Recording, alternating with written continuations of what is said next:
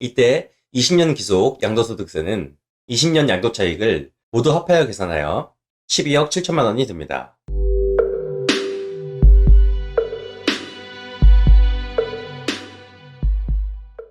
안녕하십니까? 미국 주식으로 부자돼서 조기 은퇴하기 주리치TV입니다.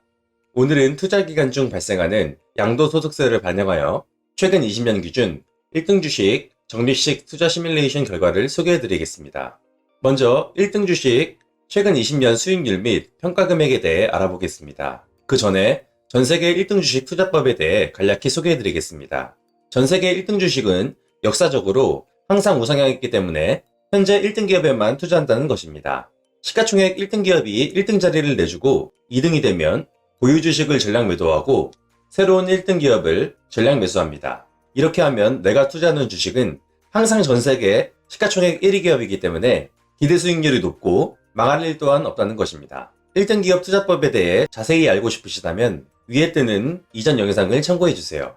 다음은 2000년도 11월부터 2020년 12월까지 최근 20년 동안 1등 주식에만 투자하는 시뮬레이션입니다.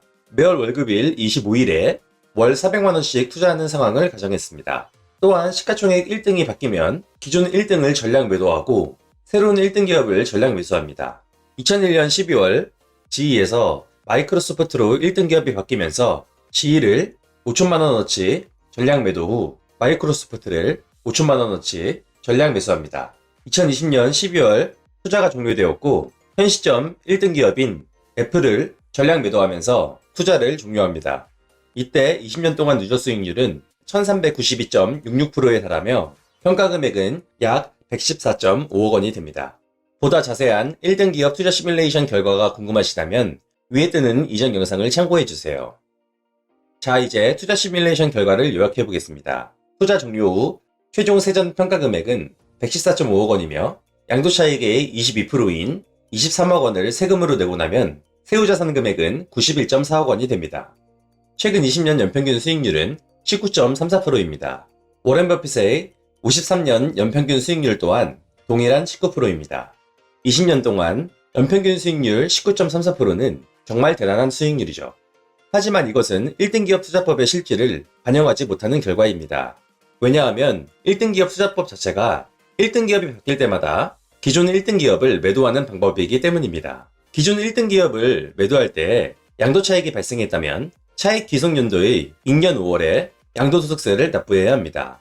따라서 이 결과는 투자기간 20년 동안 단 한 차례의 매도 없이 적립식으로 꾸준히 보유했을 때 연평균 수익률 19.34%를 확보할 수 있는 투자 대상을 찾아 실행했을 때만 가능한 결과입니다. 참고로 단순하게 현재 1등 기업에 향후 20년 동안 투자한다고 하면 연평균 수익률 19%를 달성하지 못할 가능성이 높습니다. 현재 1등인 애플이 향후 20년이라는 긴 세월 동안 계속 1등 자리를 유지할 확률이 매우 적기 때문입니다. 최근 20년 동안 1등 기업 유지 최장 기간은 에너지 기업 엑슨모빌이 기록한 7년입니다. 하지만 애플에 1등 기업 자리를 내준 후 몇 개월 뒤 주가가 급락했습니다. 자, 그럼 투자 기간 중에 발생하는 양도세를 계산했을 때 최근 20년 1등 주식 투자 시뮬레이션을 해보도록 하겠습니다. 마찬가지로 2000년 11월부터 2020년 12월까지 매월 25일에 월 400만원씩 1등 주식에 투자하는 상황입니다. 2011년 6월 30일에 1등 기업이 엑슨모빌에서 애플로 바뀝니다. 엑슨모빌을 매도하면서 1억 3,800만원의 양도차익이 발생합니다. 또한 2011년 9월에 다시 애플에서 엑슨모빌로 1등이 바뀌었고 애플을 매도하면서 7,400만원의 양도차익이 발생합니다. 이렇게 2011년 기속 양도차익이 두 번 발생했습니다. 이때 11년 기속 양도소득세는 두 번의 양도차익을 더한 금액에서 250만원을 뺀 금액에 세율 22%를 곱하여 구합니다. 이렇게 계산하면 양도소득세는 4,600만원입니다. 다음 연도인 12년 5월 25일에 양도소득세에 해당하는 4,600만원어치의 주식을 매도하여 5월 31일 양도소득세 4,600만원을 납부합니다. 양도소득세 납부금액 마련을 위해 매도한 경우에도 경우에 따라 이렇게 양도차익이 발생합니다. 자, 이제 투자기간 막바지 부분을 보겠습니다. 2019년도 12월 31일에 애플을 매도하면서 양도차익 10억 4천만원이 발생합니다. 19년도 12월 31일 매도분이지만 양도차익은 2020년도에 기속됩니다. 왜냐하면 기속연도는 결제연도 기준이기 때문입니다. 미국 주식 결제일은 T+3일입니다. 2019년 12월 31일에 매도 주문하면 매도 결제는 다음 연도인 2020년 1월 초에 되기 때문에 양도차익은 결제연도인 2020년도에 기속되는 것입니다. 2020년 3월 31일에 마이크로소프트를 매도하면서는 양도차손이 발생하였고 이는 양도세 계산 시 공제됩니다. 19년도 기속 양도세 1억 4천만 원을 마련하기 위해 매도하면서 양도차익 4,600만 원이 발생합니다. 2020년 12월 18일 투자 종료 시점이 되자 보유 주식을 전량 매도하면서 양도차익 47억 5천만 원이 발생하게 됩니다. 이때 20년 기속 양도소득세는 20년 양도차익을 모두 합하여 계산하여 12억 7천만 원이 됩니다. 투자기간 종료 후 세후 자산 금액은 77억 5천만 원이 됩니다. 1등 기업 투자 실질에 따라 양도세를 계산한 투자 결과를 소개해드리겠습니다. 세전 연평균 수익률은 18.23%입니다. 버핏의 연평균 수익률 19%에 약간 못 미치는 수익률이지만 여전히 엄청 높은 수익률입니다. 세전 평가 금액은 97억 원이었으며 실제 납부한 양도소득세 19억 5천만 원을 빼면 세후 자산 금액은 77억 5천만 원이 됩니다.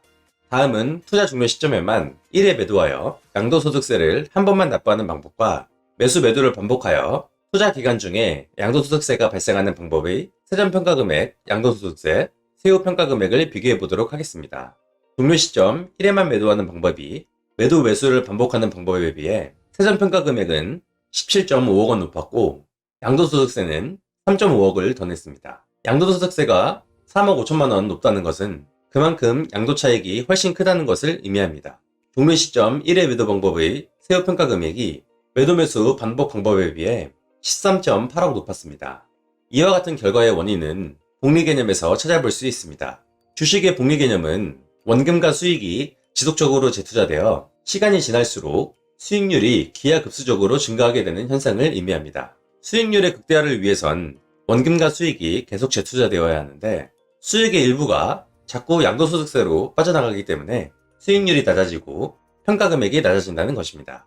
결과적으로 투자기간 동안 동일한 연평균 수익률만 확보할 수 있다면 샀다 팔았다 하는 것보다 투자 종료 시점에 한 번만 매도하는 것이 훨씬 낫다는 것입니다. 한편 매도 없이 계속 보유만 한다면 예측과 믿음에 기반한 투자를 할 수밖에 없어 위험하다는 점도 고려해야 합니다. 양도소득세 아끼려다 전체 투자 손익이 마이너스가 되어 양도소득세를 한 푼도 안 내는 소기의 목적을 달성하는 상황이 올 수도 있다는 것이죠. 기본적으로 양도세를 많이 낸다는 것은 그만큼 투자 손익이 높다는 것을 의미합니다. 혹시 나스닥 100 ETF 정도 되면 비교적 안전하고 수익률도 괜찮아 20년 동안 매도 없이 꾸준히 사모을 수 있다고 생각하시나요? 하지만 나스닥 100 ETF를 투자 종료 시점에 단 한 번만 매도한다고 했을 때 세후 자산 금액은 44억 원에 불과합니다. 여러분들의 투자 성향에 맞는 종목을 선택하고 자신만의 뚜렷한 기준점을 세워 냉철하게 판단하는 것이 중요합니다. 오늘은 투자 기간 중 발생하는 양도소득세를 반영한 최근 20년 1등 주식 적립식 투자 수익률 및 세후 자산 금액에 대해 말씀드렸습니다. 다음 시간에는 더 알찬 정보로 찾아뵙겠습니다. 영상이 유익했다면 구독과 좋아요 부탁드립니다. 감사합니다.